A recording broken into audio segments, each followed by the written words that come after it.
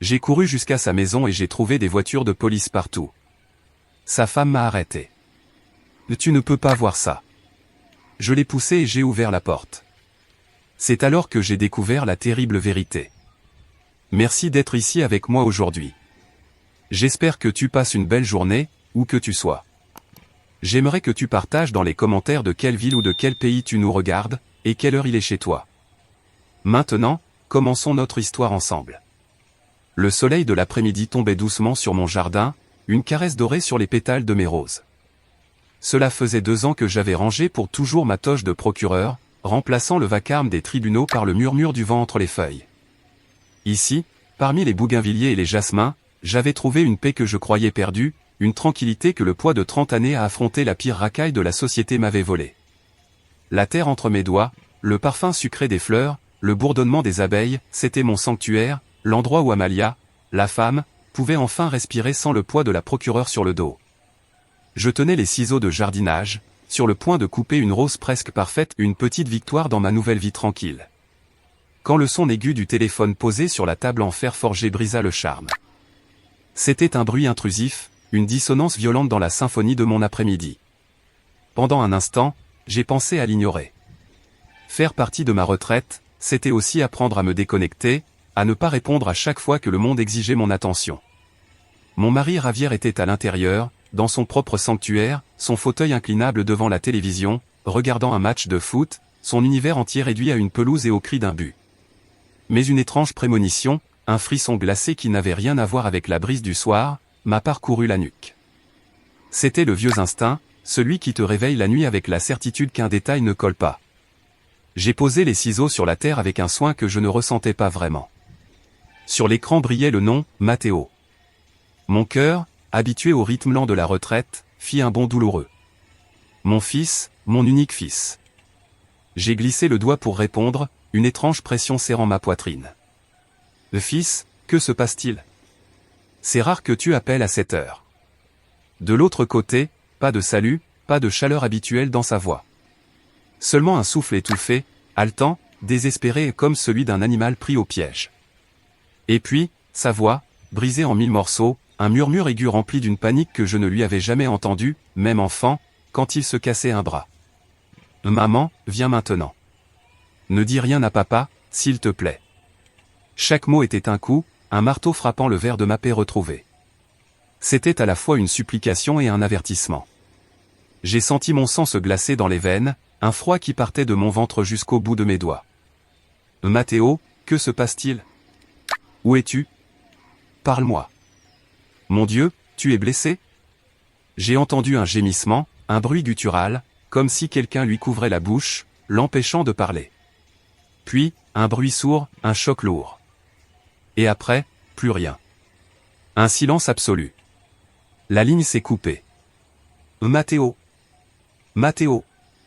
Réponds-moi. J'ai crié dans le téléphone mort, ma voix tremblante. Rien. L'écran est resté noir. Je suis resté figé, le téléphone serré dans ma main, tellement fort que mes jointures me faisaient mal. Le jardin, mon sanctuaire, me paraissait soudain étranger.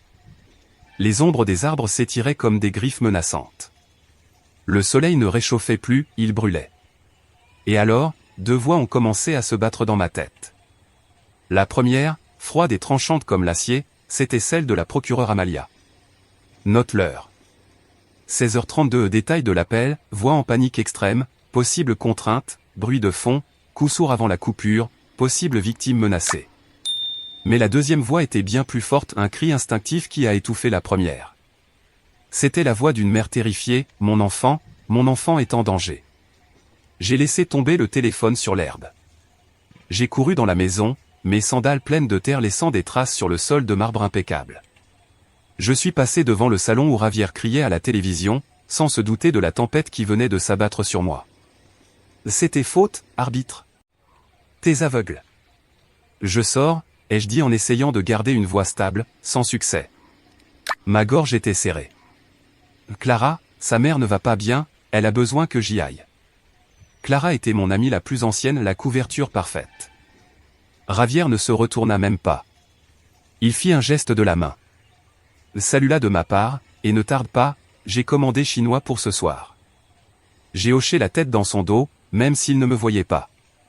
J'ai pris les clés de la voiture et mon sac sur le porte-manteau près de la porte, et je suis sorti presque en courant. Ne dis rien à papa. Les mots de Matteo résonnaient dans ma tête comme une cloche funèbre. Pourquoi?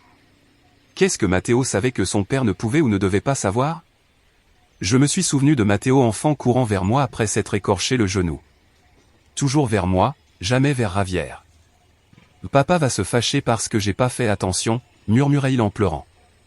Javier n'était pas un homme cruel, mais il avait toujours projeté sur Matteo ses propres frustrations et son rêve d'avoir un fils fort, sportif, un homme d'affaires. Mais la sensibilité artistique de Matteo, sa douceur, avait toujours semblé à Javier une faiblesse.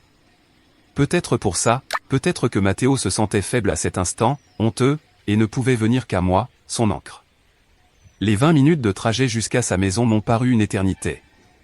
Je conduisais machinalement, les mains crispées sur le volant, les pieds appuyant sur les pédales avec une urgence folle.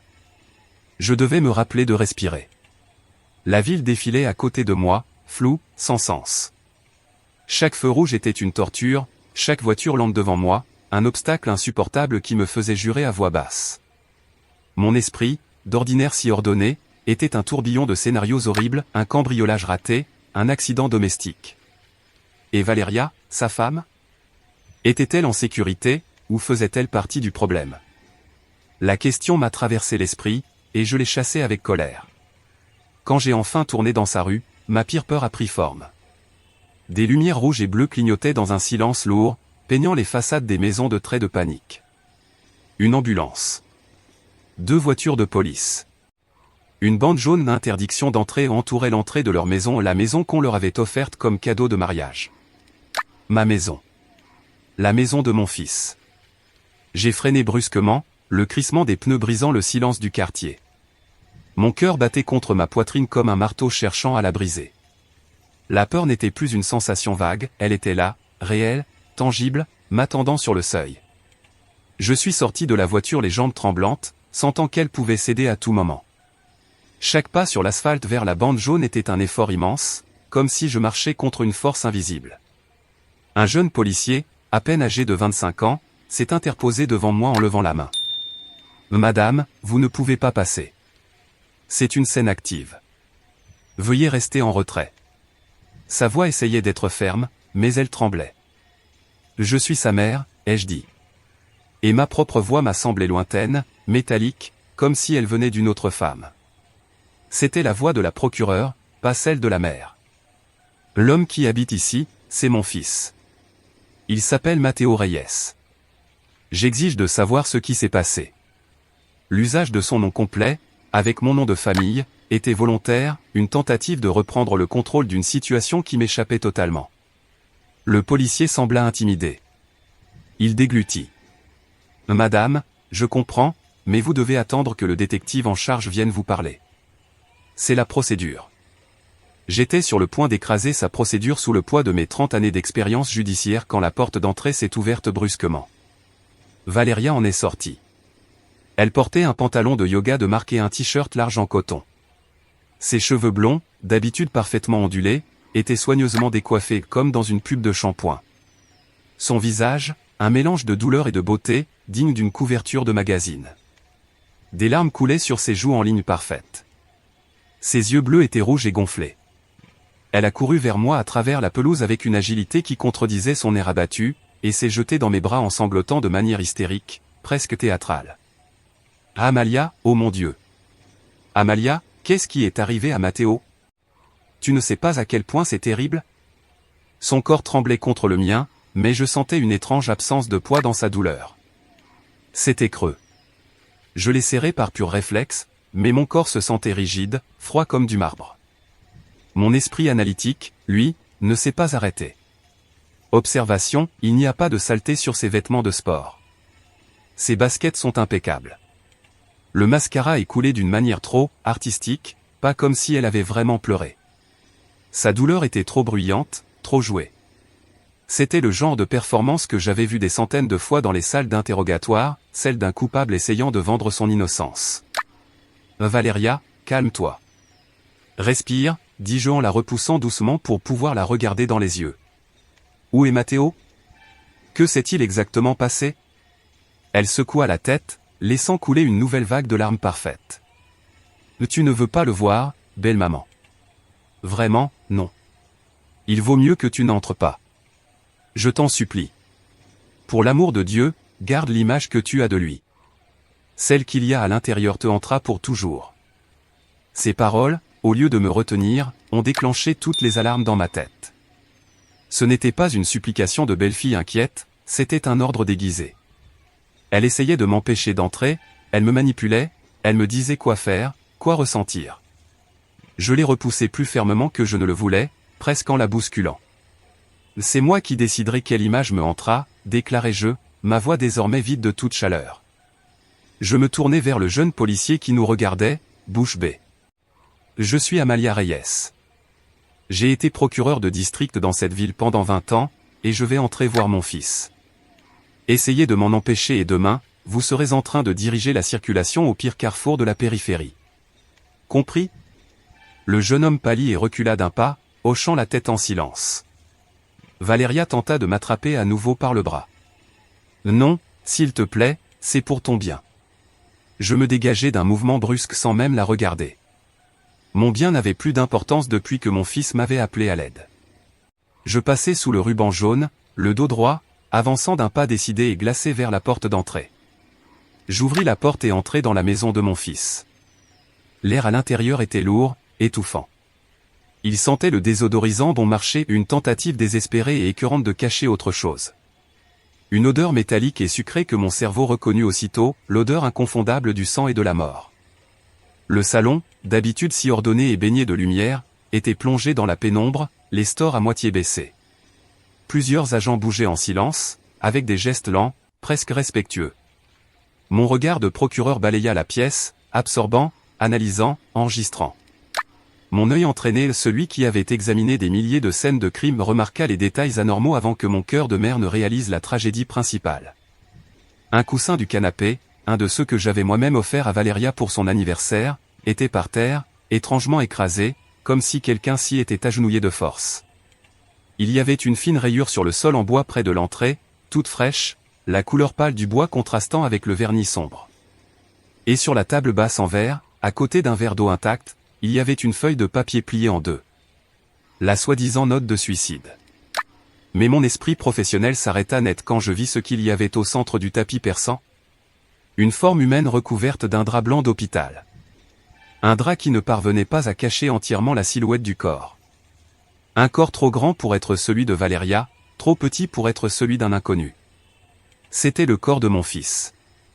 Un détective plus âgé, au visage fatigué, aux épaules affaissées, avec une moustache grise qui semblait porter tout le poids du monde, s'approcha de moi. « Madame Reyes, je suis le détective moral. Je suis désolé que vous deviez voir cela dans de telles circonstances. Votre belle-fille nous a dit que votre fils, Monsieur Matteo, souffrait d'une profonde dépression ces derniers temps. » J'acquiesçai mécaniquement, incapable de détourner les yeux du drap. Mon esprit n'était qu'un mélange de déni et d'horreur. Dépressif, Matteo? Mon fils? Celui qui peignait des paysages pleins de lumière, celui qui sauvait les chiens errants, celui qui pleurait devant les films tristes? Oui, il était sensible, mais pas faible. Elle nous a dit qu'elle l'a trouvé comme ça en rentrant du gymnase. Apparemment, il a laissé une note, poursuivit le détective en désignant la table du menton. Je ne l'écoutais plus vraiment. Je ne pouvais qu'avancer lentement, pas à pas, comme à travers une matière épaisse, vers cette forme blanche sur le sol. Le détective moral essaya de m'arrêter. « Madame, ce n'est peut-être pas une bonne idée. »« Je dois le voir, » murmurai-je d'une voix à peine audible. « C'est mon fils. » Il soupira une respiration lourde de résignation et de tristesse. Il hocha la tête, s'accroupit, et avec une délicatesse professionnelle que j'appréciais, souleva un coin du drap. Et le monde s'arrêta. Le temps se brisa en 1 million de morceaux. L'air quitta mes poumons dans un sifflement douloureux. C'était lui, mon Matteo. Son visage était pâle, cireux, mais étrangement paisible. Ses yeux que j'avais vus s'ouvrir sur le monde pour la première fois étaient fermés pour toujours. Je tombai à genoux. Le cri qui sortit de ma gorge ne sonnait pas humain. C'était le hurlement brut d'un animal blessé à mort. La procureure Amalia disparut. La femme, l'épouse, l'avocate, tout disparu. Il ne restait qu'une mère, brisée en 1 million de morceaux, sur le corps sans vie de son unique fils. Je ne sais pas combien de temps je suis resté à genoux sur ce sol froid, le regard fixé sur le visage de mon fils, gravant chaque détail comme si je pouvais le ramener à la vie par la force de mon amour. Le détective Moral et d'autres agents me parlaient, mais leur voix n'était qu'un bourdonnement lointain, vide de sens comme le bruit des insectes un après-midi d'été. On m'a relevé doucement, guidé jusqu'à une chaise dans la salle à manger. On m'a tendu un verre d'eau que mes mains tremblantes ne pouvaient pas tenir. Je ne voyais que le vide, l'image du visage de Matteo brûlait à jamais sur mes paupières. Dans un coin du salon, le spectacle de Valeria continuait. Elle se faisait maintenant consoler par une voisine bavarde. Ses sanglots étaient le seul son clair de la pièce, une bande sonore macabre pour ma tragédie. Je la regardais à travers un voile de douleur. Chaque geste, chaque larme semblait répétée, calculée pour susciter la pitié. Et alors, au milieu de cette agonie paralysante, les souvenirs commencèrent à remonter. Pas comme un réconfort, pas comme de doux souvenirs d'un passé heureux. Mais comme des lames tranchantes, des morceaux d'un puzzle que j'avais refusé d'assembler. C'étaient des fragments d'un passé récent, des avertissements que mon esprit de mère, trop occupée et distraite, avait ignorés. Mais que mon instinct de procureur avait rangé dans un coin sombre de ma mémoire, en attente de ce moment. Flashback 1. Le dîner de famille. Il y a environ 6 mois, nous étions tous dans le jardin de ma maison. Ravière, comme toujours, faisait un barbecue, sa seule contribution réelle aux réunions familiales. L'ambiance était joyeuse, du moins en apparence. Matteo, avec cette étincelle d'enthousiasme qu'il retrouvait parfois, parla d'un nouveau projet artistique. Il voulait créer un petit atelier communautaire pour apprendre la sculpture à des enfants défavorisés dans un quartier pauvre. C'est une super idée, non? On pourrait trouver des sponsors, parler à la mairie, donner à ces enfants une façon de s'exprimer, disait-il, les mains animées décrivant sa vision. Ravière poussa un long soupir chargé de déception en retournant la viande sur le grill. Et tu vas vivre de quoi, mon fils? D'air? Quand est-ce que tu vas chercher un vrai travail, un travail d'homme? La même rengaine, le même poison déguisé en inquiétude paternelle. Valeria, assise à côté de Matteo, buvait un verre de vin blanc. Elle éclata d'un petit rire condescendant qui résonna dans le jardin. Laisse-le rêver, beau-père. Moi, je trouve ça mignon. Tant que la carte de crédit fonctionne, que mon artiste fasse ce qu'il veut. Elle lui donna une tape sur l'épaule, un geste qui se voulait affectueux, mais débordait de mépris. Je vis la lumière dans les yeux de Matteo s'éteindre d'un coup, comme si quelqu'un avait appuyé sur un interrupteur. Il haussa les épaules, une ombre passa sur son visage, et il ne reparla plus du sujet de toute la soirée. J'étais sur le point d'intervenir, d'exploser, de dire à Ravière d'arrêter de projeter sur lui ses frustrations d'homme d'affaires raté, et de dire à Valeria de se taire. Mais à ce moment-là, mon téléphone a sonné. C'était le bureau, une urgence à propos d'un témoin clé dans une affaire de meurtre qui venait de changer sa déposition. Je me suis levé, j'ai présenté des excuses, et j'ai passé 20 minutes au téléphone à marcher dans le jardin, ma voix dure et professionnelle parlant de tactique juridique. Quand je suis revenu à table, le moment était passé. La conversation avait dérivé vers le football, et une fois de plus, j'avais choisi mon travail au lieu de mon fils. Maintenant, assise sur la chaise de sa salle à manger, ce silence que j'avais gardé ce soir-là me brûlait l'estomac comme de l'acide. J'avais vu comment il l'isolait, comment il le rapetissait, et je n'avais rien fait.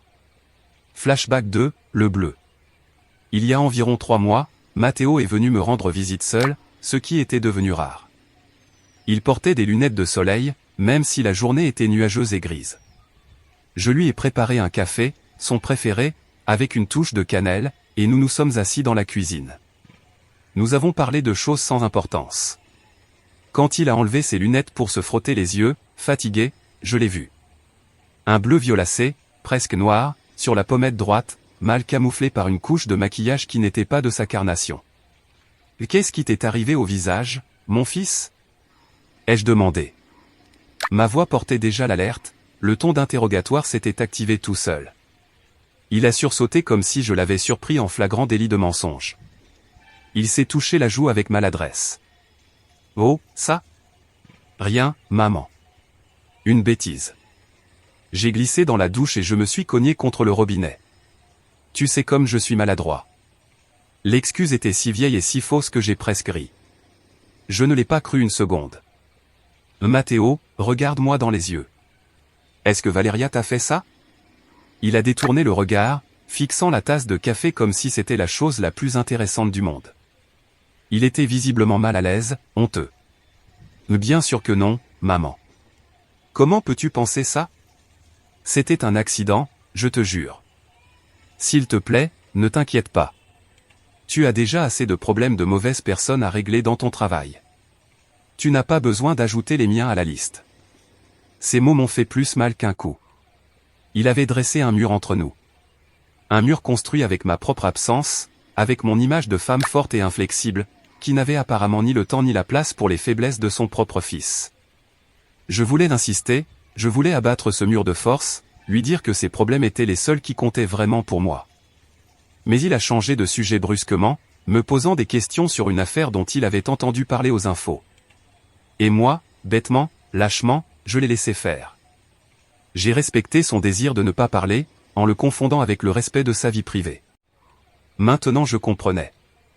Ce n'était pas de la vie privée qu'il cherchait, c'était se protéger de sa propre honte. La honte d'un homme frappé par sa femme, la honte d'un fils qui sentait qu'il ne pouvait pas avouer son enfer à sa mère, la procureure de fer.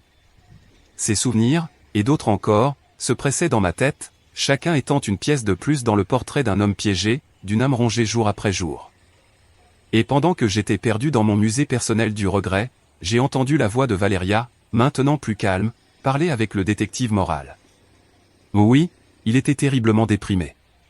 Son projet artistique a échoué. Il ne voulait pas chercher du travail. Il parlait souvent d'être un fardeau pour moi, pour tout le monde. J'ai essayé de l'aider, vraiment. Je l'ai encouragé à chercher une thérapie, mais il était si fier. Il s'est renfermé sur lui-même. Mensonge. Chaque mot était une dague empoisonnée, une profanation de la mémoire de mon fils.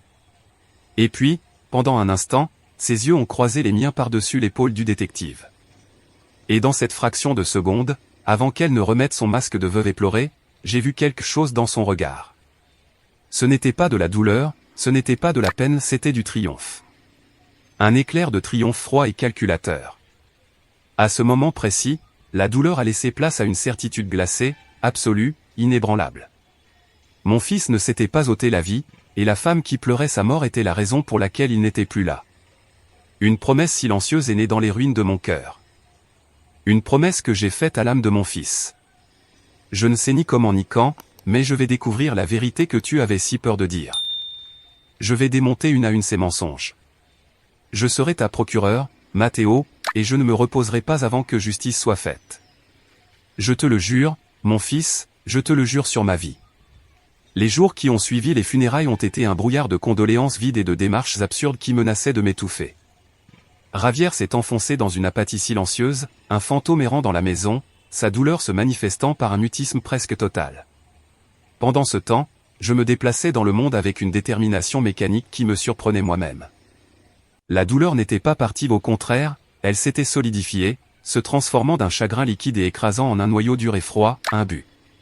Elle était devenue le carburant dont mon moteur avait besoin pour démarrer chaque matin. Chaque appel d'un ami bien intentionné, chaque « je suis tellement désolé » d'une connaissance rebondissait contre le mur invisible de ma résolution. Je n'avais pas besoin de compassion, j'avais besoin de réponses et j'étais prête à les trouver, quoi qu'il en coûte. La maison de Matteo a été placée sous scellé par la police, mais seulement pendant 2 jours, le minimum fixé par le protocole. L'enquête, s'il y en a eu une digne de ce nom, a été close avec une rapidité insultante, presque négligente. Cause du décès, suicide. Dossier classé. Pour eux, ce n'était qu'un dossier de plus dans une armoire poussiéreuse, une statistique de plus dans la colonne des morts non violentes. Pour moi, c'était une blessure ouverte, une insulte, une déclaration de guerre. Une nuit, la maison était plongée dans un silence profond, seulement coupé par la respiration agitée de Ravière, qui dormait d'un sommeil agité aidé par les pilules que le médecin lui avait prescrites. Moi, au contraire, j'étais assise dans l'obscurité de mon bureau, avec une tasse de café froid à côté de moi. La caféine n'avait plus d'effet, mais le rituel me maintenait ancré. Mon esprit travaillait sans relâche, repassant chaque détail, chaque mot, chaque regard de ce jour fatal. Et puis, Comme un phare dans la brume de mon désespoir, une image m'est revenue. Matteo, il y a environ 1 an, arrivant chez moi avec son vieux portable sous le bras. « Tiens, maman, garde-le », m'avait-il dit avec un sourire triste que je n'avais pas su comprendre à l'époque. Je ne l'utilise plus. Je m'en suis acheté un nouveau, et je préfère que tu aies celui-là. Au cas où Valeria, enfin tu sais, elle est un peu distraite et parfois elle renverse des choses par accident. À l'époque, ça m'avait semblé une blague étrange sur la maladresse de sa femme. Maintenant, ces mots prenaient un poids sinistre et prémonitoire. Je suis allé au placard au fond du couloir, où je gardais les vieilles affaires et les fantômes d'une vie passée. Il était là, dans sa housse en néoprène, couvert d'une fine couche de poussière. Je l'ai emporté dans mon bureau comme s'il s'agissait d'un objet sacré. Je l'ai branché et allumé. Le système d'exploitation, ancien et lent, a mis une éternité à démarrer. Chaque seconde d'attente était une torture.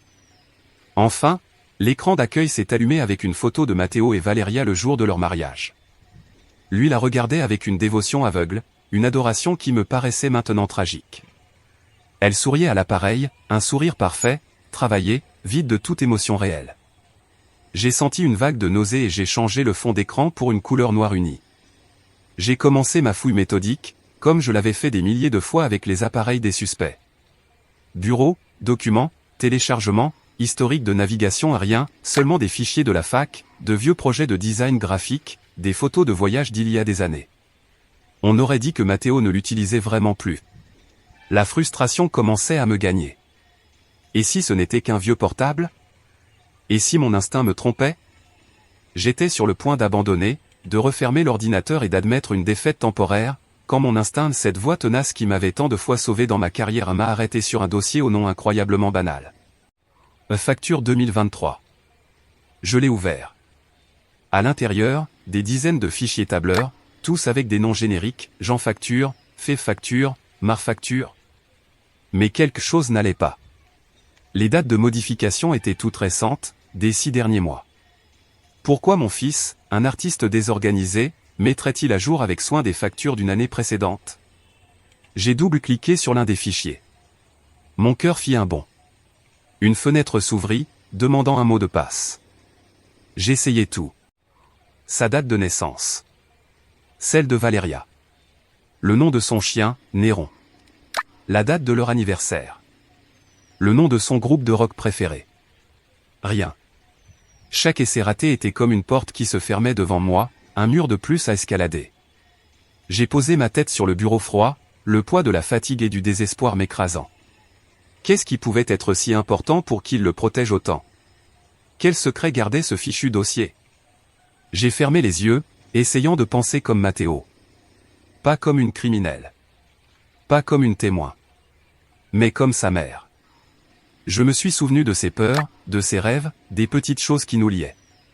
Je me suis rappelé quand, petit, il faisait des cauchemars à cause des monstres dans son armoire. Il se réveillait en criant et je courais dans sa chambre.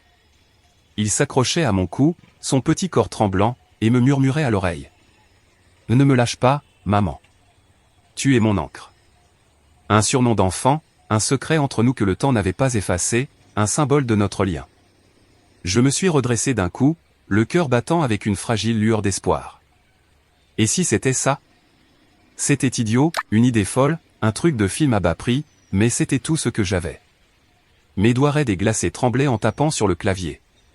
Mon encre pour toujours. J'ai appuyé sur Entrée, retenant mon souffle. Et le dossier s'est ouvert. Il n'y avait pas de feuille de calcul. Le contenu me coupa le souffle. C'était une liste de fichiers audio, des dizaines, simplement nommés par des dates.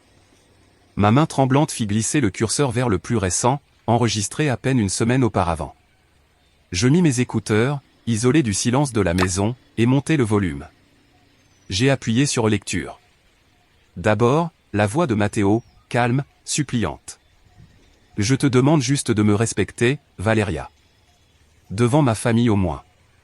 Tu me fais passer pour un idiot. » Puis la voix d'elle, douce comme du miel, mais pleine de poison. « Du respect ? Tu veux du respect ? Et moi, qu'est-ce que j'ai en échange ?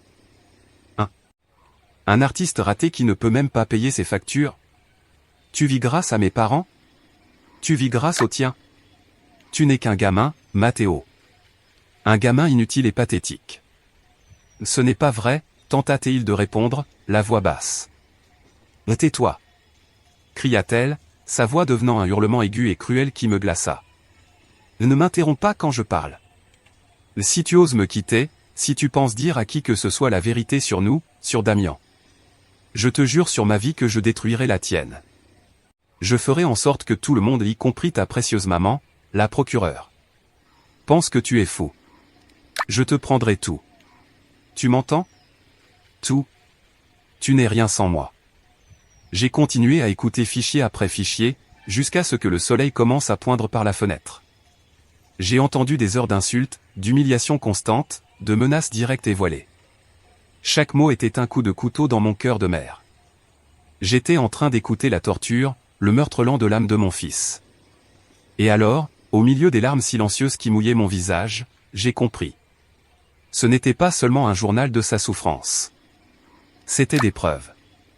Matteo n'enregistrait pas pour se plaindre. Il construisait un dossier. Mon fils, à sa manière sensible et méthodique, se préparait à se battre. Mais elle avait agi avant.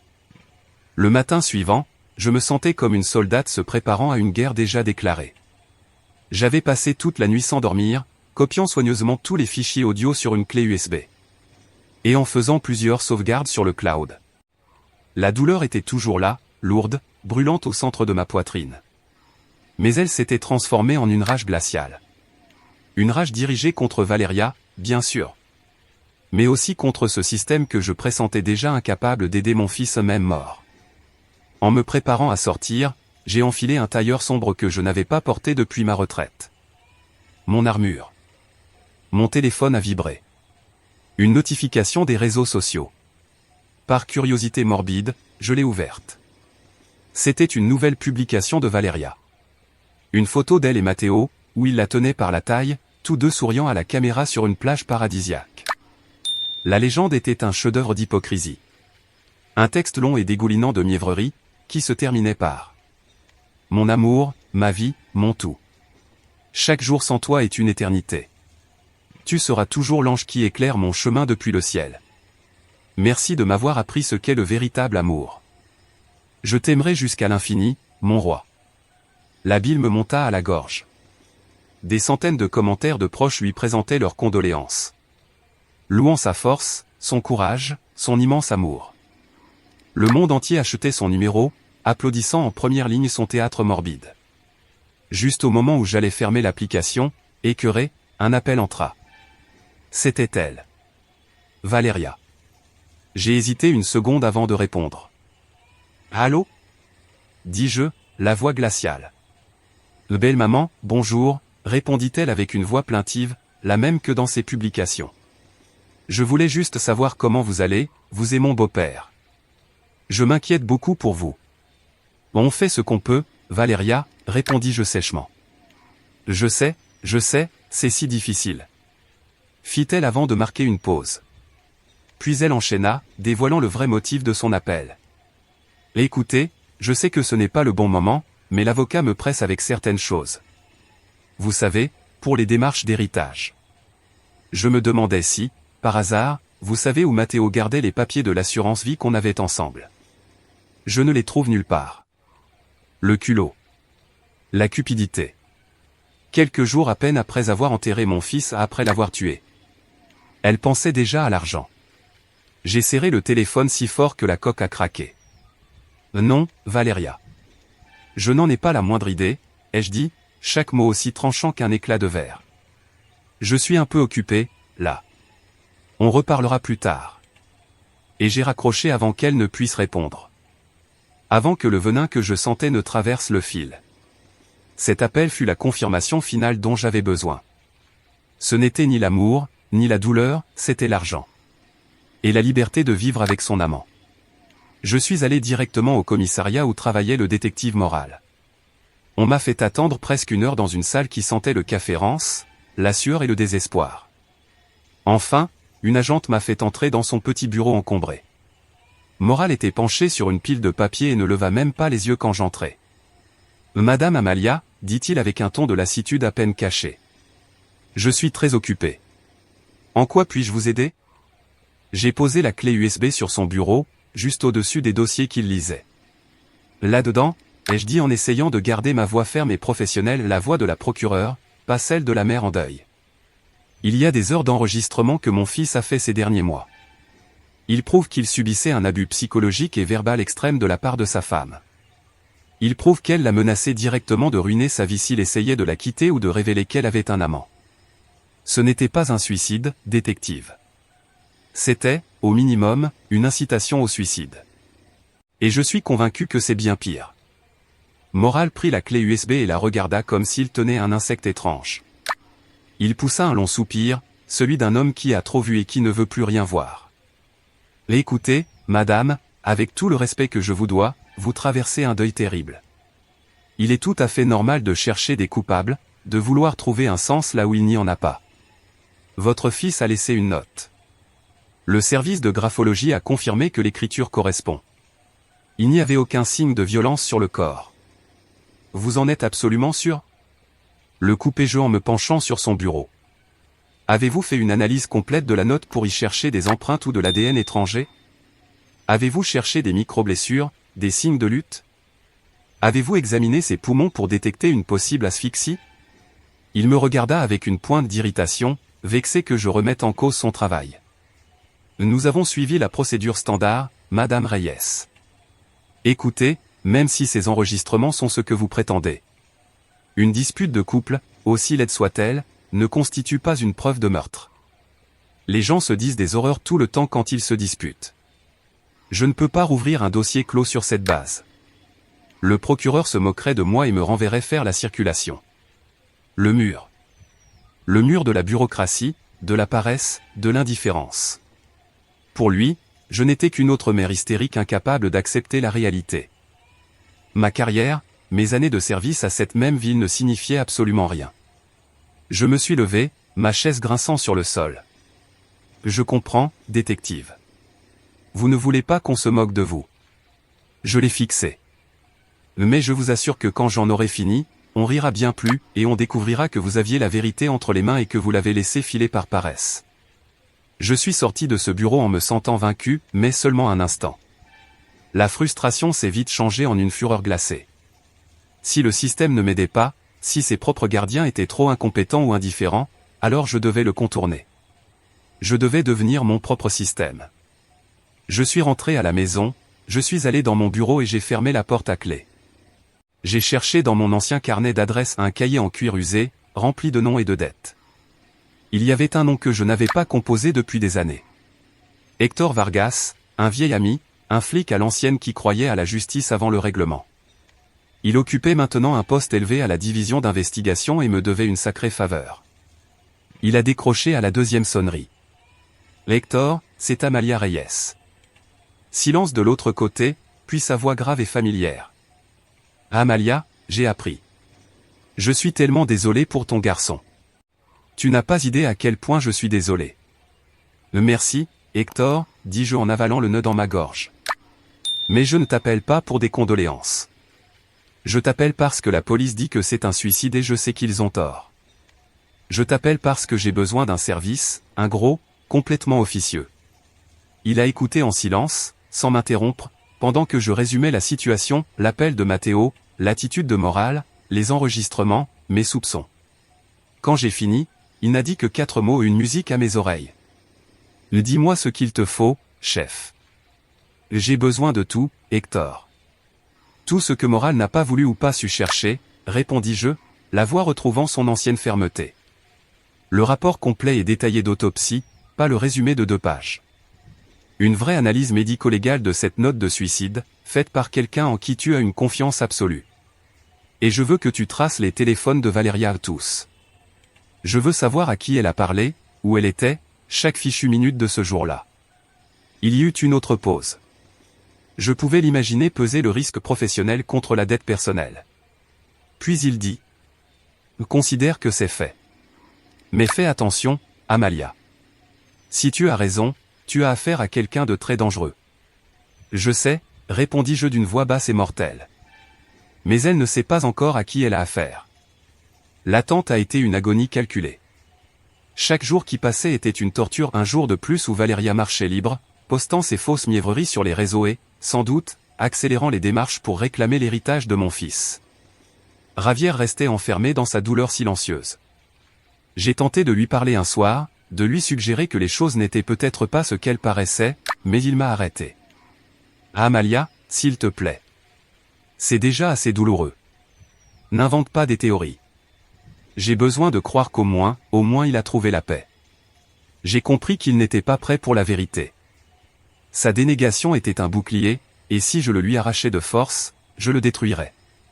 J'étais seul dans cette histoire et c'était mieux ainsi. 3 jours plus tard, qui m'ont semblé 3 ans, Hector a appelé. Il a parlé en code, un vieux langage qu'on utilisait pour les affaires sensibles. J'ai les résultats des analyses que tu as demandées, mais on ne doit pas en parler au téléphone. On se voit au bureau habituel dans 1 heure. Le bureau était une petite cantine au cœur du centre historique, un endroit bruyant et anonyme, toujours plein d'employés et de commerçants, où 2 vieux collègues pouvaient parler sans être entendus ni éveillés de soupçons. Je suis arrivé la première, j'ai commandé un café noir et je me suis assise au fond, dos au mur, une vieille habitude. Hector est arrivé à l'heure, en civil, une casquette de baseball abaissée cachant en partie son visage. Il s'est assis en face de moi et, sans un mot, a glissé une grande enveloppe sous la table jusque sur mes genoux. « Voilà, dit-il doucement en commandant un soda. Le rapport d'autopsie et la note, et ça ne va pas te plaire. Mais il y a plus. Tu avais raison pour le téléphone. Pour les téléphones, au pluriel. » J'ai ouvert l'enveloppe discrètement pendant qu'il parlait. Valeria a 2 téléphones, un officiel à son nom, celui qu'elle a remis à la police, et un autre prépayé à un brûleur. Le jour de la mort de Matteo, le téléphone officiel a à peine bougé, 2 SMS et un appel à sa mère. Mais le brûleur, celui-là était en feu. Hector a sorti une feuille pliée de la poche de sa veste et l'a posée sur la table. C'était un relevé d'appels imprimé. 8 appels en moins d'1 heure, exactement dans la fenêtre où le légiste estime que Matteo est mort entre 14h et 15h. Tous vers le même numéro, un autre brûleur. Après le dernier appel, à 14h58, les 2 téléphones se sont éteints complètement. Ils ne se sont jamais rallumés. « Tu as pu localiser ?» demandai-je, le pouls me battant aux tempes. Hector hocha la tête. Localiser est un grand mot, mais on a triangulé la dernière communication. Le téléphone d'elle émettait depuis l'antenne qui couvre une zone de motel sur la sortie vers Querétaro, un endroit appelé El Refugio. L'autre téléphone a rebondi sur la même antenne. Ils étaient ensemble. El Refugio. Le nom sonnait comme une sinistre moquerie. Pendant que j'assimilais l'info, mes doigts ont trouvé les autres documents dans l'enveloppe. Le rapport d'autopsie était détaillé bien plus que le résumé que m'avait montré Moral. Et là, page 3, en termes techniques et froids, la phrase qui changeait tout. On observe de légères contusions périmortem à motif digitiforme aux 2 poignets, compatibles avec une contention forcée. Lésion de défense. Mon fils s'était battu pour sa vie. Puis l'analyse de la note de suicide. Un ami d'Hector, expert graphologue légendaire, proche de la retraite, l'avait faite comme une faveur personnelle et anonyme. Sa conclusion, écrite à la main au bas du rapport, était implacable. Bien que la morphologie générale des lettres soit similaire, la pression du trait est incohérente et trop uniforme, dépourvue de la variabilité naturelle et des tremblements attendus en état de forte tension émotionnelle. On observe de multiples levées de l'instrument à des endroits atypiques au milieu d'un mot, au milieu d'une lettre, suggérant un tracé lent et délibéré, non spontané. Conclusion, forte probabilité de falsification par imitation ou calque. C'était l'arme fumante. La preuve irréfutable. Mon fils non seulement s'était défendu, mais quelqu'un avait falsifié son adieu pour couvrir un meurtre. La rage qui m'a envahi a été si intense que, l'espace d'un instant, la pièce s'est assombrie. L'autre numéro, dis-je, la voix rauque en relevant les yeux vers Hector. L'homme du motel. On sait qui c'est ? Hector secoua la tête. Non. Téléphone anonyme, payé en espèces, impossible à tracer. Mais je suis allé moi-même à El Refugio. J'ai parlé au réceptionniste de jour, un bavard qui aime l'argent. Je lui ai montré une photo de Valeria. Il l'a reconnue tout de suite. Il l'appelait la petite blonde de luxe. Il a dit qu'elle venait toujours avec le même type, un homme plus jeune, très musclé et du genre à vivre au gym. Je lui ai glissé quelques billets de plus, et il s'est souvenu de quelque chose d'intéressant. La dernière fois qu'il les a vus, c'était justement le jour où ton fils est mort. Ils sont arrivés le matin vers 11h et sont repartis l'après-midi, juste avant 15h. Il a dit qu'elle avait l'air très nerveuse, pressée pas comme d'habitude. Un homme de gym. Je me suis rappelé la voix de Valéria dans les enregistrements, crachant son venin. Et si jamais tu racontes à quelqu'un pour nous, pour Damien? Le nom a claqué dans mon cerveau comme un éclair. Damien, c'était le nom de son coach sportif, un type au sourire de pub et aux muscles d'acier dont elle parlait tout le temps, avec trop de familiarité. L'image complète s'est formée dans mon esprit clair et terrible de logique. Valéria avait un amant. Matteo l'avait découvert ou avait menacé de tout révéler. Peut-être avait-il enregistré cette dernière conversation, celle qui n'était pas sur l'ordinateur, celle qui lui avait coûté la vie. Valéria et son amant avaient décidé de le faire taire pour toujours. Ils l'avaient maîtrisé à deux, ils l'avaient tué, probablement en l'étouffant avec ce coussin que j'avais vu déplacer, puis ils avaient mis en scène un faux suicide avec une lettre falsifiée pour sceller le mensonge. L'appel passé à son amant depuis le motel avait été la dernière coordination, la vérification finale de leur histoire, avant qu'elle ne rentre à la maison, ne découvre le corps et n'appelle le 911. J'ai senti une vague de froid glacial m'envahir. Je n'avais pas affaire à une simple manipulatrice, mais à une meurtrière de sang-froid, calculatrice, et à son complice. J'ai rangé les papiers dans mon sac, qui me semblait désormais peser une tonne. J'ai regardé Hector, les yeux brûlants d'une nouvelle et terrible détermination. Merci, mon ami. Tu m'as donné tout ce qu'il me fallait, et plus encore. Il posa une main sur mon épaule, son visage empli d'inquiétude. Qu'est-ce que tu vas faire maintenant, Amalia? Avec ça, tu pourrais aller voir le procureur. Je ne répondis pas. Ma voix fut un murmure mortel. Le procureur recevra tout ça, mais pas encore. D'abord, elle doit être jugée. Et je serai la juge. Avec l'enveloppe d'Hector entre mes mains, je ressentis une étrange et dangereuse transformation. La mère en deuil, la femme brisée qui pleurait la nuit, recula dans l'ombre. À sa place émergea entièrement la procureure Amalia, la femme qui avait passé 30 ans à démêler les mensonges les plus complexes et à traîner les monstres les plus rusés devant la justice. Mais cette fois, l'affaire était personnelle. Et la justice ne se rendrait pas dans un tribunal froid et impersonnel, pas au début, du moins. Le premier procès aurait lieu chez moi. Je passai les 48 heures suivantes enfermé dans mon bureau, devenu mon quartier général de guerre. L'air sentait le café et l'insomnie. J'ai ressorti un vieux tableau en liège de mes débuts d'avocate et je l'ai accroché au mur. Au centre, j'ai épinglé une photo de Matteo à son dernier Noël, souriant avec un ridicule bonnet de Père Noël. Autour, comme un soleil noir, j'ai commencé à tisser la toile de mon affaire. La photo de Valéria souriante, fausse. La photo de Damien, trouvée facilement sur le site du gymnase où il travaillait, posant torse nu. Une ligne rouge épaisse les reliait. Le relevé des appels des téléphones brûleurs, les heures clés encerclées en rouge. Le reçu du motel, qu'Hector avait réussi à récupérer en fouillant les poubelles grâce à ses vieux tours. Le rapport complet d'autopsie, avec les mots « suggestion forzada », retenue forcée, surligné d'un jaune fluorescent. Et enfin, une copie agrandie de la lettre de suicide, à côté d'une carte que Matteo m'avait écrite pour mon anniversaire. La différence de trait, de vie dans chaque lettre, était si évidente qu'un enfant aurait pu la voir. Chaque pièce de preuve était un clou dans le cercueil. Mais je savais que présenter tout cela à la police, surtout à un homme aussi médiocre que moral, ne mènerait qu'à des délais, du scepticisme et, pire encore, une fuite d'informations. Valéria serait prévenue. Elle aurait le temps de détruire des preuves, de fuir, de peaufiner sa version avec Damien. Non. Le premier coup devait venir de moi. Il devait être public, inattendu et absolument dévastateur. Je devais détruire non seulement sa défense, mais son image, son réseau de soutien, son identité même. L'occasion parfaite s'offrit à moi comme un cadeau du destin. C'était le 9e jour du novenario de Matteo, la dernière nuit de prière pour son âme. Dans ma famille, cette soirée se transforme en une grande réunion, une sorte d'adieu final où l'on partage repas et souvenirs. Ravière, dans sa brume de douleur et attachée aux traditions, avait insisté pour qu'on le tienne chez nous. Pour que l'esprit de Matteo soit avec nous une dernière fois, avait-il dit, d'une innocence qui me brisa le cœur. Valéria, bien sûr, avait accepté avec un enthousiasme écœurant, impatiente d'incarner jusqu'au bout son rôle de veuve dévouée et éplorée. Le jour venu, je préparai mon attaque avec la précision d'un chirurgien. Je fis plusieurs copies de toutes les preuves.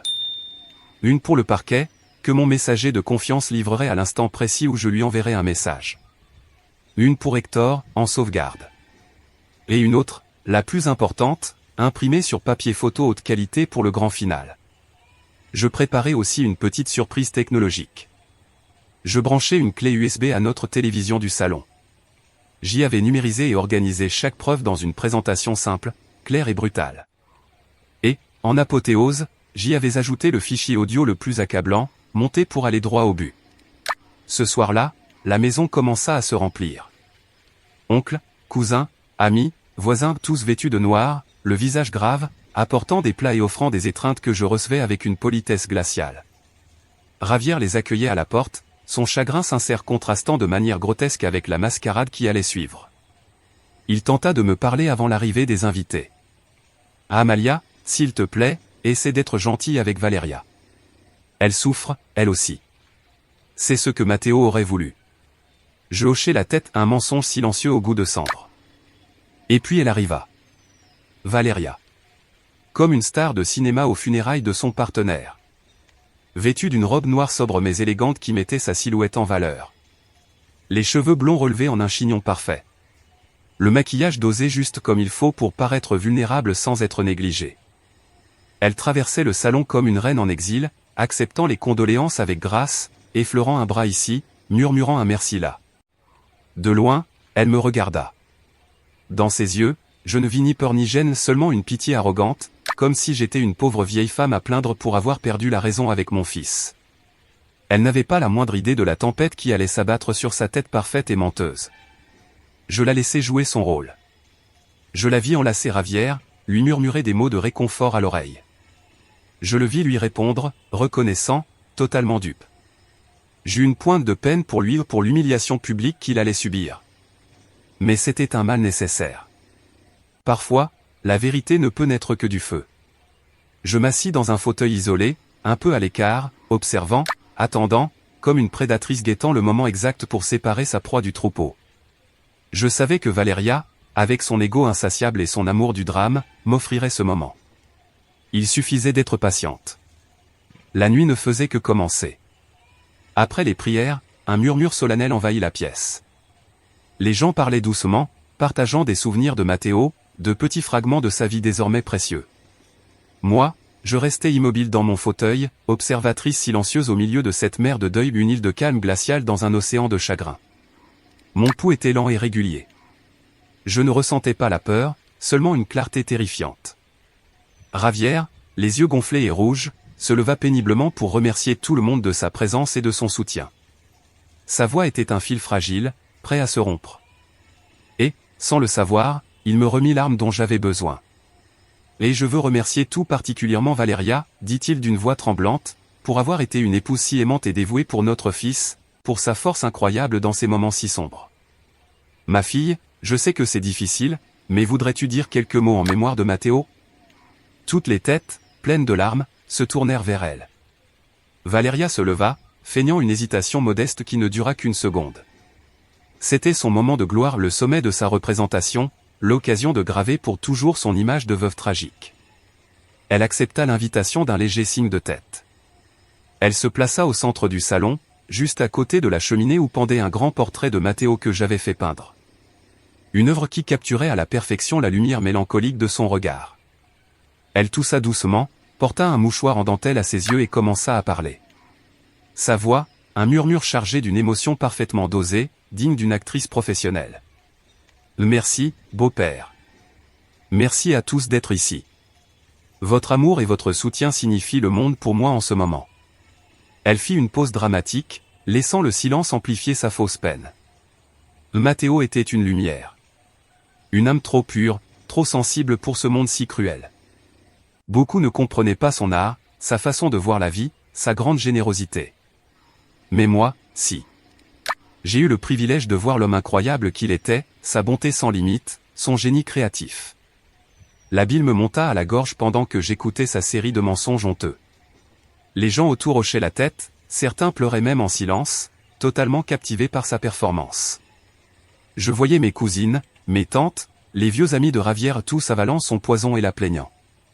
Mais cette même sensibilité, cette âme d'artiste, fut sa croix, continua-t-elle, la voix tremblante comme si elle allait se briser. Il a lutté en silence contre ses démons, avec un courage que personne n'a su voir. J'ai essayé de l'aider. Dieu sait que j'ai tout fait. Je l'ai encouragé à chercher de l'aide, je lui ai offert mon soutien inconditionnel, mais l'obscurité fut plus forte. Et maintenant, il ne nous reste que son souvenir et l'amour immense, infini, qu'il nous a laissé. Un amour que je chérirai chaque jour de ma vie jusqu'à ce que nous nous retrouvions.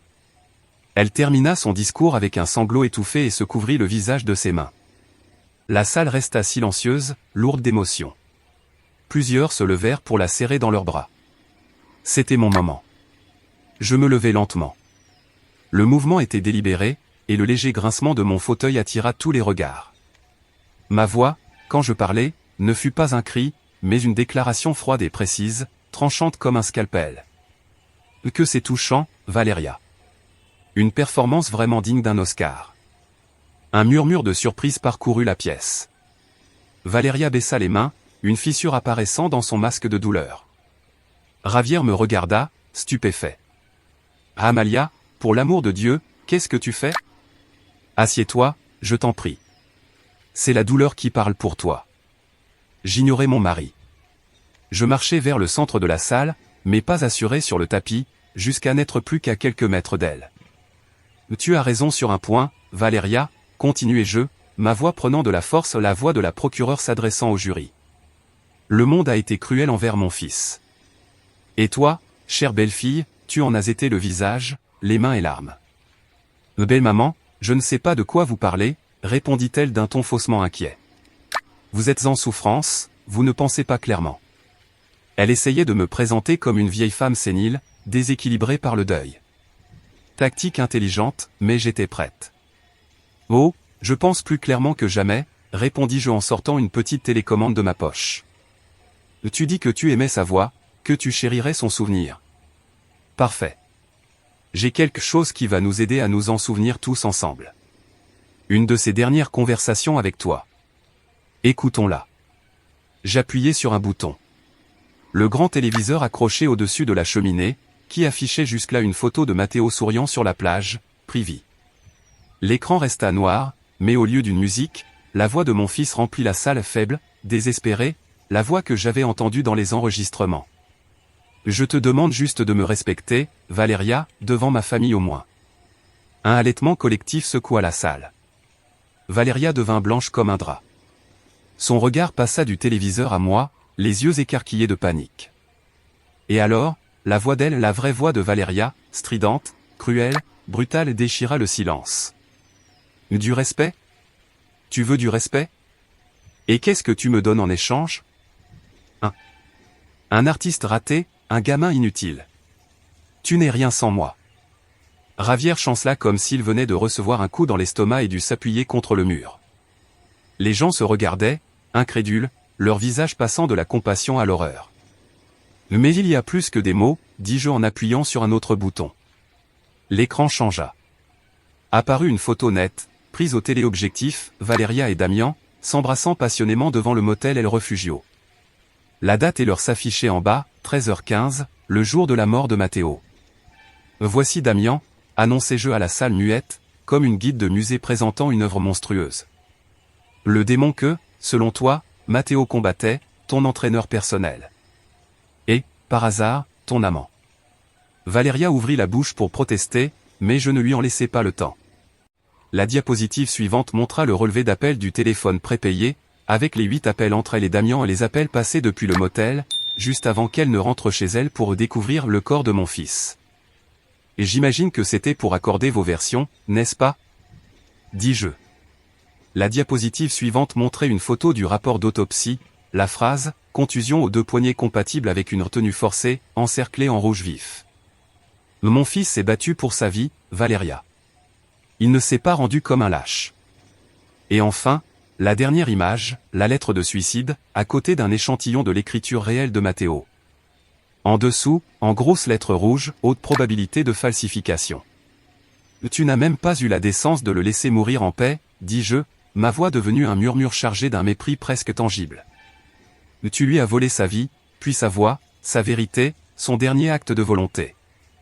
Valéria me regardait avec une haine pure, son visage déformé par la panique et la rage. La veuve éplorée avait disparu. À sa place, l'assassine acculée, une bête sifflant dans un coin. Vous ne pouvez rien prouver. Vous êtes folle. Ce sont des montages.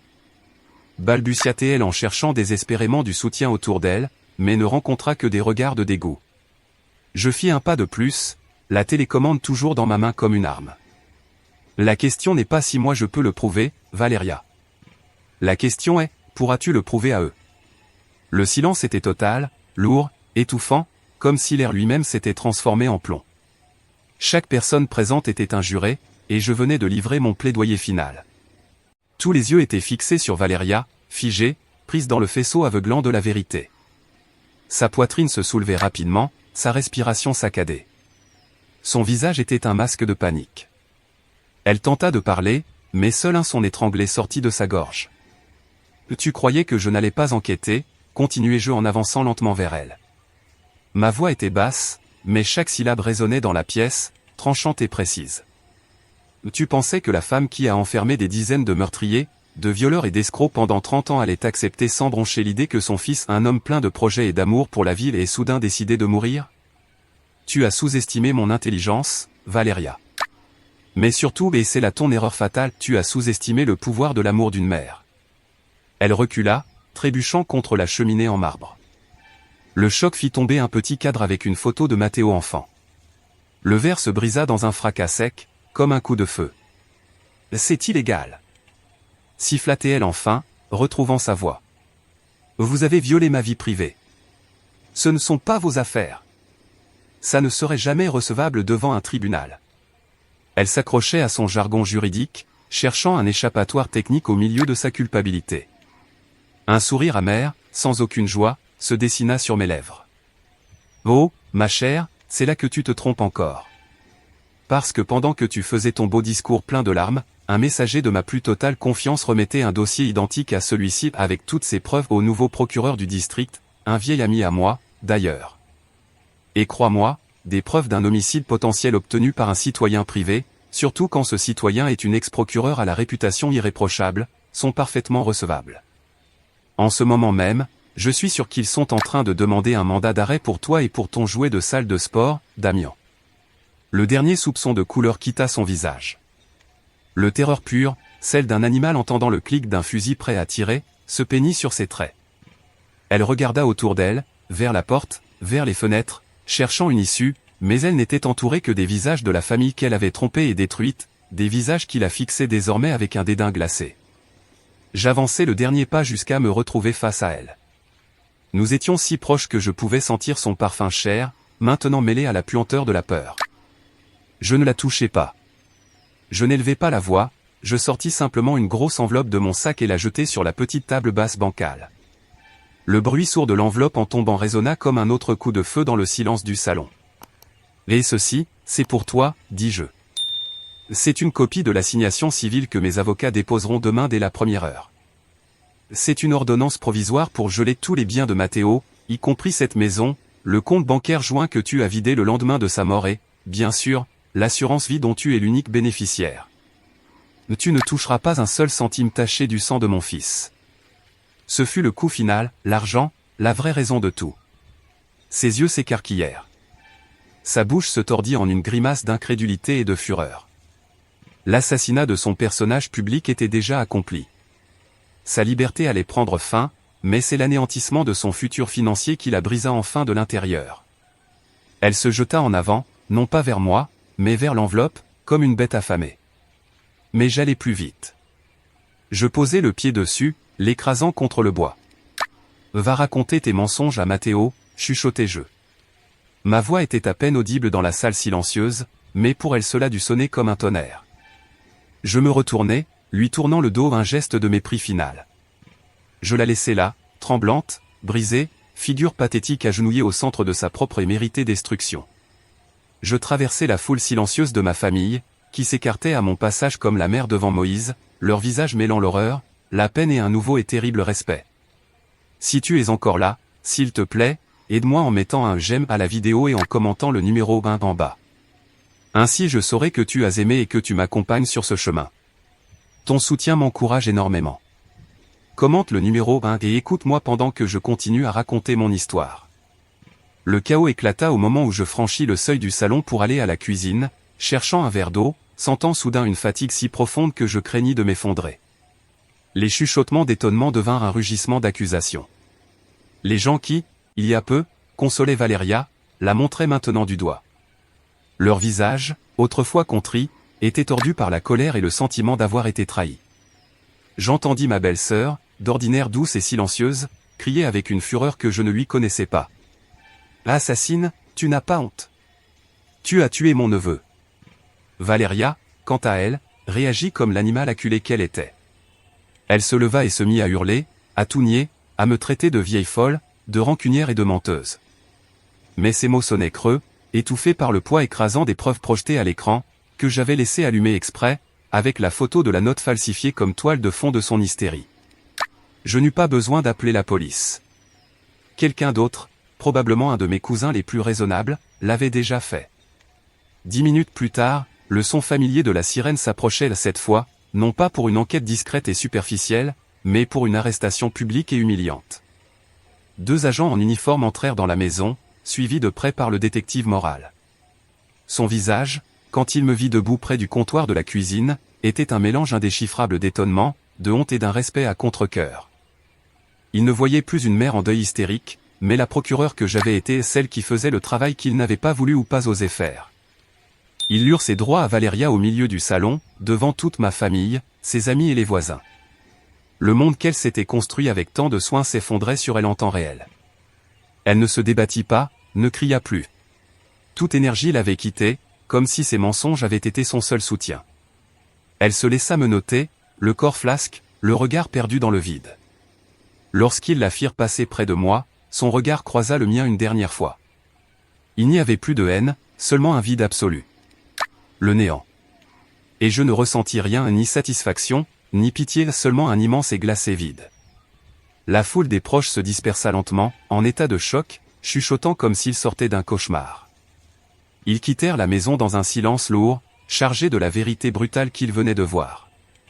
Bientôt, il ne resta plus que Javier et moi, au milieu des restes de la fête d'adieu de notre fils, devenu le procès public de son assassine.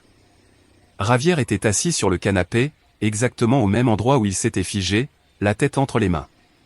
Son corps était secoué de sanglots silencieux et profonds qui semblaient venir du centre de la terre. Pendant toute la confrontation, il n'avait pas bougé, son esprit incapable de traiter la dualité entre la femme qu'il considérait comme sa fille et le monstre que j'avais révélé. Je m'assis à ses côtés sur le canapé, gardant une petite distance. Je ne savais pas quoi dire. Les mots me semblaient inutiles, insuffisants. Finalement, il leva les yeux. Ses yeux, autrefois pleins d'une tristesse digne, étaient maintenant noyés d'une autre agonie plus profonde, plus corrosive, la honte et le remords. Je l'ai défendu, murmura-t-il, la voix brisée à peine audible. Quand tu m'as dit que tu ne lui faisais pas confiance, il y a des années, je t'ai dit que c'était des jalousies de belle-mère. Quand Matteo essayait de me dire qu'il n'était pas heureux, je lui disais qu'il devait être plus homme, arrêter de se plaindre, qu'il avait une épouse merveilleuse. Les larmes coulaient librement sur son visage ridé, sans qu'il essaie de les arrêter. La dernière fois que je lui ai parlé au téléphone, on s'est disputé. Une dispute stupide, parce qu'il voulait vendre la voiture que je lui avais offerte pour financer un de ses projets et je lui ai dit qu'il était irresponsable, un enfant gâté. Je l'ai traité de raté, Amalia. Les derniers mots que mon fils unique a entendus de son père, c'est qu'il était un raté. La douleur dans sa voix était si palpable que je pouvais presque la toucher. Et alors il fit quelque chose auquel je ne m'attendais pas, quelque chose qui brisa la dernière barrière de ma contenance. Il glissa du canapé et s'agenouilla au sol devant moi, un homme grand et fier, le pilier de notre famille, complètement détruit. « Pardonne-moi » sanglota-t-il en s'agrippant à mes genoux comme un enfant perdu. « Pardonne-moi, Amalia. Je n'ai pas vu. J'ai été aveugle, idiot. Je n'ai pas protégé notre fils. J'ai été un mauvais père. Et toi, tu as dû tout faire seul pendant que je la défendais. » Ma propre peine, celle que j'avais tenue à distance par ma fureur et ma mission, menaça de déborder. Mais au lieu de pleurer, je posai mes mains sur sa tête tremblante. Je ne dis pas que je te pardonne. C'était trop tôt. La blessure était trop profonde pour nous deux. À la place, je l'aidai à se relever et je le serrai dans mes bras. Et, dans cette étreinte silencieuse, maladroite et douloureuse, au milieu des ruines de notre famille, nous comprîmes tous deux que notre vrai deuil ne faisait que commencer. La justice avait été rendue, oui, mais la paix était encore très, très loin. Le procès fut un spectacle médiatique rapide et brutal. Avec les preuves que j'avais réunies, l'aveu complet de Damian en échange d'une peine réduite, et le témoignage de plusieurs amis de Matteo à qui, dans ses moments les plus sombres, il avait laissé entrevoir l'enfer qu'il vivait, Valeria n'eut aucune chance. Son avocat a essayé de bâtir une défense basée sur ma prétendue obsession et mes méthodes peu orthodoxes. Mais le jury et l'opinion publique avaient déjà rendu leur verdict bien avant le juge. Elle fut condamnée pour homicide qualifié avec préméditation et cruauté à la peine maximale autorisée par la loi. La justice, du moins sur le papier, avait été rendue. Les mois suivants furent étranges, silencieux et gris. La maison, autrefois témoin de tant de drames et de vie, était désormais plongée dans un calme lourd, presque étouffant. Javier et moi avons réappris à vivre ensemble, non pas comme le couple que nous étions avant, plein de petites disputes et d'une familiarité confortable, mais comme deux survivants d'un naufrage, accrochés aux débris d'une vie partagée. Nous parlions plus qu'avant, mais seulement de choses banales, superficielles, le jardin, le temps, les nouvelles. Les sujets importants à Matteo, Valeria, notre propre aveuglement en tant que parents flottaient entre nous comme des fantômes, trop douloureux pour être évoqués. Les gens, surtout mes anciens collègues du milieu judiciaire, m'appelaient héroïne. Ils me félicitaient pour mon dernier grand procès. Mais je ne me sentais pas une héroïne. Je ne ressentais ni le triomphe de la victoire, ni la douce satisfaction de la vengeance. Je ne ressentais qu'un immense vide, un écho au centre de mon être. La mission qui m'avait consumé pendant des semaines, celle qui m'avait donné une raison de me lever chaque matin, était terminée. Et dans son absence, il ne restait plus que la douleur dans sa forme la plus pure, brute et sans filtre. La justice ne m'avait pas rendu mon fils. La justice ne remplissait pas la chaise vide à la table du dîner. La justice ne répondait pas au téléphone quand, par un instant de folie et d'habitude, j'avais envie de l'appeler pour lui raconter une bêtise. La justice, je l'ai appris de la manière la plus amère, ne console pas. Elle nettoie, puis te laisse avec un espace vide, stérile et impossible à combler. Un dimanche matin, 6 mois après la condamnation de Valeria, je ressentis une nécessité impérieuse d'y aller. Je ne l'avais pas prévu. Je me levai simplement, m'habillai et conduisis jusqu'au cimetière, un lieu que j'avais évité depuis l'enterrement comme s'il était maudit. Le soleil d'automne brillait d'une lumière douce, et l'endroit était calme, presque beau, les pierres tombales comme des dents blanches sur l'herbe verte. Je trouvai sa tombe facilement, sous un grand chêne dont les feuilles commençaient à devenir ocre. Matteo Reyes, 1990-2025. Fils aimé, artiste, rêveur. La simplicité des mots me frappa avec une force inattendue. J'avais apporté 2 gobelets en carton de son café préféré, café au lait avec une touche de cardamome, celui qu'il aimait tant. J'en posai un sur l'herbe, juste à côté de la pierre tombale, comme une offrande. Je m'assis au sol sans me soucier de l'humidité et tenais mon propre gobelet, laissant la chaleur réchauffer mes mains froides. Je ne priais pas, je ne pleurais pas, je restais simplement là, assise, en silence, buvant lentement mon café et lui parlant dans ma tête. Pas du procès, ni de celle qui lui avait volé la vie, mais de petites choses, de ce que je lui aurais raconté pendant une de nos conversations. Je lui dis que ces rosiers, ceux qu'il avait plantés dans mon jardin, avaient enfin fleuri et des fleurs d'un rouge si intense qu'elles semblaient saigner. Je lui dis que j'avais adopté un autre chien errant, borgne et au sale caractère, qu'il aurait sûrement adoré. Je lui dis que Javier avait recommencé à peindre, en utilisant les anciennes toiles et peintures de Matteo, remplissant le silence de la maison avec l'odeur de térébenthine, une manière maladroite et belle de le garder près de nous. Sur la tombe, à côté du café, je déposai une petite sculpture en argile, une des premières que Matteo avait faite enfant, une figurine tordue et abstraite, censée me représenter. Je l'avais gardée toutes ces années dans ma boîte à trésors. Une brise douce fit frémir les feuilles du chêne au-dessus de moi, et, un instant, je fermai les yeux et imaginai que c'était sa main caressant mes cheveux. Je restai là jusqu'à ce que mon café refroidisse, jusqu'à ce que le soleil commence à descendre, peignant le ciel de nuances d'orange et de violet. Je me sentis étrangement en paix et une sérénité que je n'avais pas connue depuis des mois. La haine que je portais à Valeria s'était dissoute, remplacée non par le pardon, mais par une indifférence totale. Elle n'occupait plus d'espace dans mon esprit. Elle était devenue insignifiante. Je me relevai, mes articulations protestant. Je secouai l'herbe de mes pantalons et regardai la pierre une dernière fois. Et dans ma tête, les deux parties de moi qui s'étaient fait la guerre firent enfin la paix. La justice est faite, Matteo, dit la procureure. L'affaire est close, mais cette mère te manquera chaque jour maudit du reste de sa vie, répondit la femme qui t'avait mis au monde. Et pour la première fois depuis cet appel, les deux voix sonnèrent à l'unisson, unies dans une vérité triste mais indestructible. En m'éloignant de sa tombe, laissant derrière moi la petite sculpture en argile et le café froid, une pensée s'installa dans mon esprit, une pensée qui ne m'a plus quitté. Tout ce que j'ai fait, chaque règle que j'ai contournée, chaque limite éthique que j'ai franchie, je l'ai fait par amour pour mon fils. J'ai agi comme une mère désespérée qui, par hasard, possédait les compétences et les contacts d'une procureure. Mais parfois je me demande. Où est cette ligne? La ligne fine et floue entre la justice et la vengeance, entre la protection et l'obsession. Quand le système te trahit, quand ceux qui ont juré de te protéger te tournent le dos par paresse ou incompétence. Jusqu'où est-il légitime d'aller pour trouver la vérité? Je suis devenue enquêtrice, jury et juge de l'honneur de Valeria tout à la fois. J'ai exposé sa cruauté au monde, oui, mais j'ai aussi exposé ma propre famille à une douleur et une humiliation publique qui auraient peut-être pu être évitées. Je ne regrette pas d'avoir découvert la vérité qui a lavé le nom de mon fils. Jamais. Mais la question demeure une question que je me pose pendant mes longues nuits d'insomnie. J'ai tout fait par amour pour mon fils, mais ce faisant, je suis devenu quelque chose qu'il n'aurait peut-être pas reconnu. Ai-je été une bonne mère jusqu'au bout, ou simplement une procureure qui a refusé de se retirer de son dernier, et plus personnel, dossier? J'aimerais savoir ce que vous en pensez. Ai-je bien fait? Dites-le moi dans les commentaires. Merci d'avoir écouté mon histoire sur la chaîne. Si elle t'a touché, n'oublie pas de mettre un j'aime, de la partager et de t'abonner pour ne pas manquer d'autres histoires comme celle-ci.